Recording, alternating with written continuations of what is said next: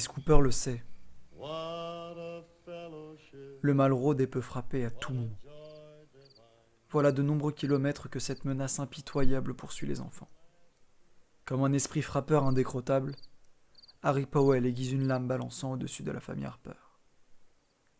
Mais elle ne faiblira pas. Tout aussi déterminée, elle l'attend, cette épée de Damoclès. Expression percutante comme particulièrement théâtrale, l'épée de Damoclès, ou parfois la hache de Damoclès, suggère que quelqu'un, quelque part, est soumis à une pression difficilement soutenable, susceptible de vous mettre les nerfs à vif, que vous en soyez spectateur ou bien la victime. Dans le mythe originel, popularisé par les mots de Cicéron, Damoclès, un orfèvre de la cour du roi tyran Dénis, provoque son seigneur dont il ne comprend pas le malheur. Après tout, c'est un seigneur puissant, avec de vastes terres, de nombreux servants et tout autant de loisirs à portée de main. Titillé par cet affront, le roi tyran Dénis propose un deal simple à Damoclès. Je te troque le trône et le quotidien de roi le temps d'une journée. Tu verras ce que ça fait. Son sujet accepte bien volontiers. Cependant, l'échange prend une tournure quasi sadique, voire punitive, lorsque Dénis dispose, au-dessus de la tête de Damoclès, une épée, seulement retenue par un crin de son cheval. Le tyran, par cette démarche cruelle, veut faire comprendre à Damoclès que son rang est certes prestigieux, mais qu'il impose une contrainte permanente, une paranoïa légitime, empêchant à quiconque de jouir sereinement de la position de chef. Ce que l'histoire a principalement retenu, ce sont les gouttes de sueur de Damoclès, sa panique, la sensation tangible et prochaine d'une lame vous tombant sur le coin de la tête. De ce fait, il est en effet question dans le mythe de Cicéron de convoitise et d'un échange de places de circonstances. C'est d'ailleurs un scénario régulièrement abordé dans la fiction, qu'il ait pu s'agir de renoncer à une position avantageuse, ou bien d'abandonner immunité, comme richesse, pour goûter à une nouvelle perception de la vie. Mais ce fut davantage dans la mise en scène d'une menace immédiate et persistante que l'épée de Damoclès s'est matérialisée au cinéma. Désormais locution universelle, une épée de Damoclès vous soumet à un danger pouvant survenir à tout instant. Par définition, cette situation de pure tension, celle d'un péril dont on ne connaît pas la réalisation, comporte un véritable intérêt scénaristique comme dramatique pour tout récit, et donc pour le cinéma. Certains films ont pris cette idée à bras-le-corps, en pliant ses protagonistes à la merci d'une lame brutale et imprévisible. Cette épée incertaine peut se trouver également dans la paume du héros lui-même, dont la décision morale est source d'angoisse et voire même de conflit pour le spectateur.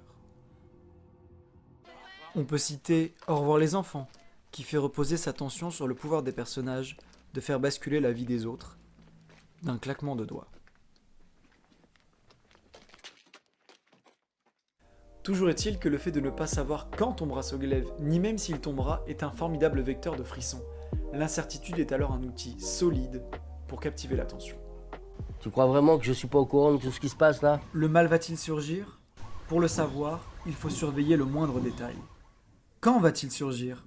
Vous ne pouvez pas vous permettre de détourner le regard, sous peine de ne pas le voir bondir.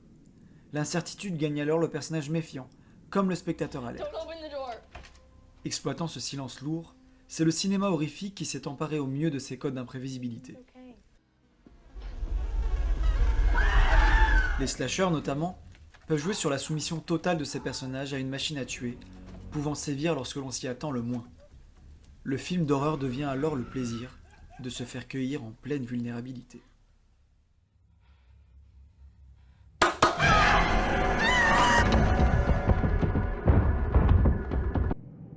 Le silence comme l'abstraction font à ce compte office de suggestion de l'effroi, d'avant-goût de la peur.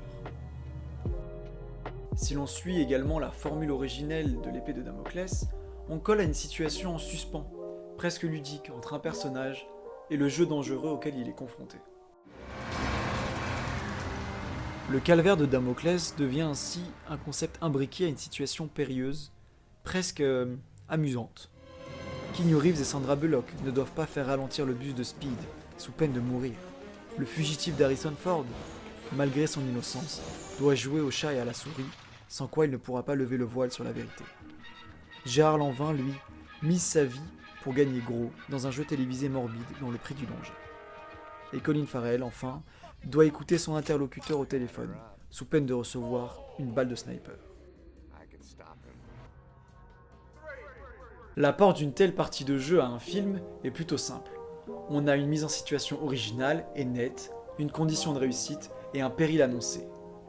Le temps est compté. Parfois, c'est justement sous la forme d'un compte à rebours ou d'une course contre la montre que le protagoniste voit l'étau se resserrer. Si, nécessairement, on peut penser d'emblée à la bombe menaçant d'exploser, cela peut être plus sobrement à une somme d'argent que le personnage a à récupérer avant un temps imparti. Il faut m'accorder un délai, c'est une question de temps, alors faites-moi confiance. Ou bien encore à une maladie qui se déclare et s'apprête à le dévaster d'ici peu.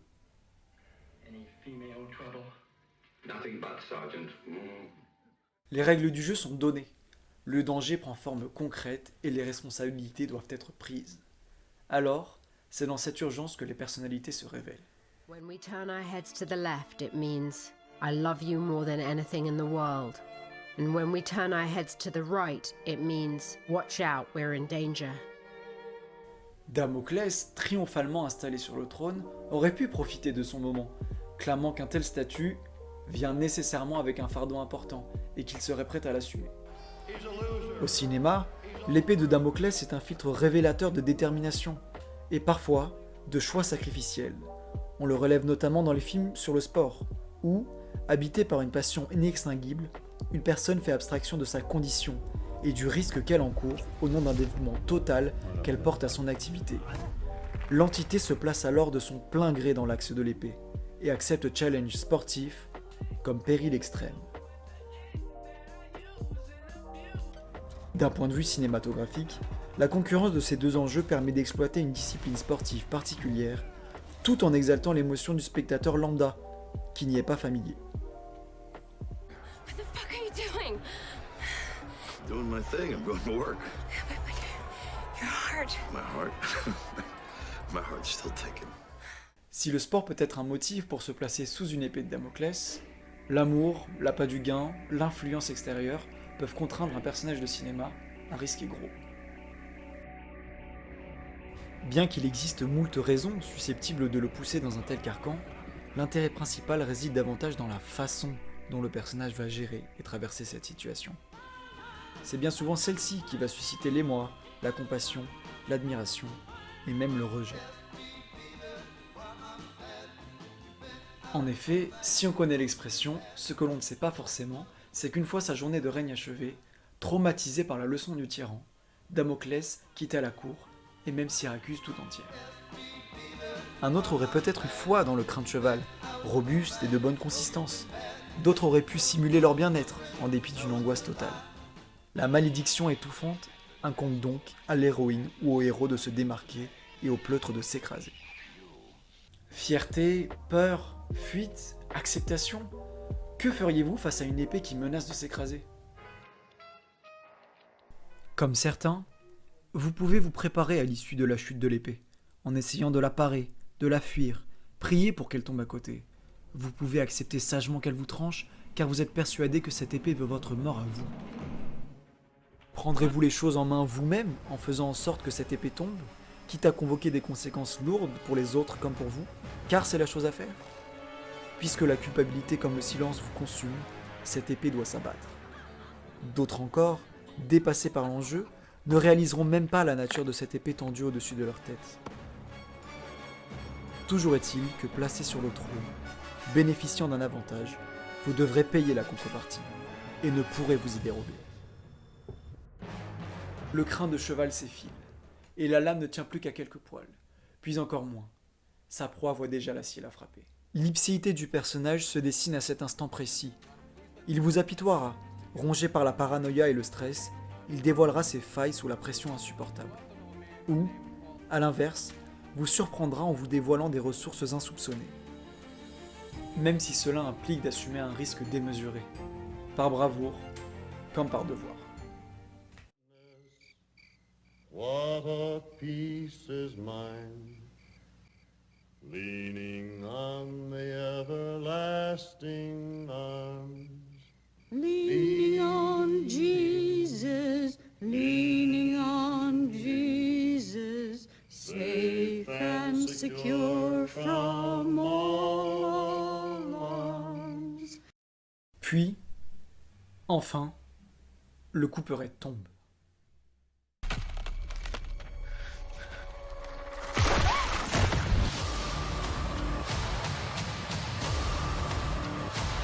Le couperet finit par tomber, et le spectateur assiste aux tentatives quasi insignifiantes d'un personnage d'échapper à la fatalité.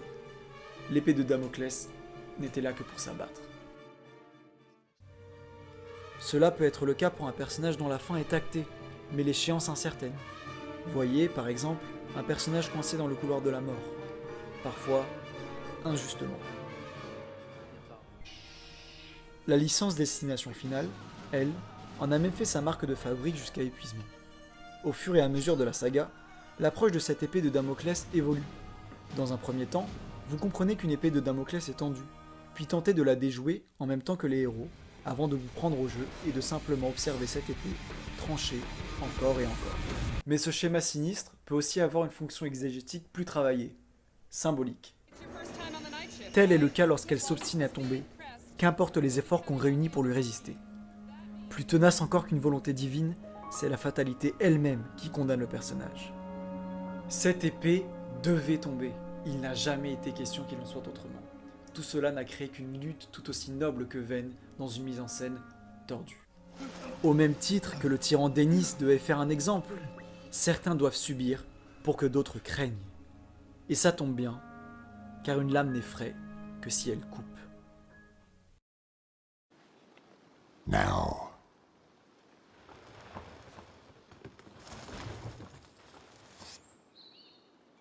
Off with your head.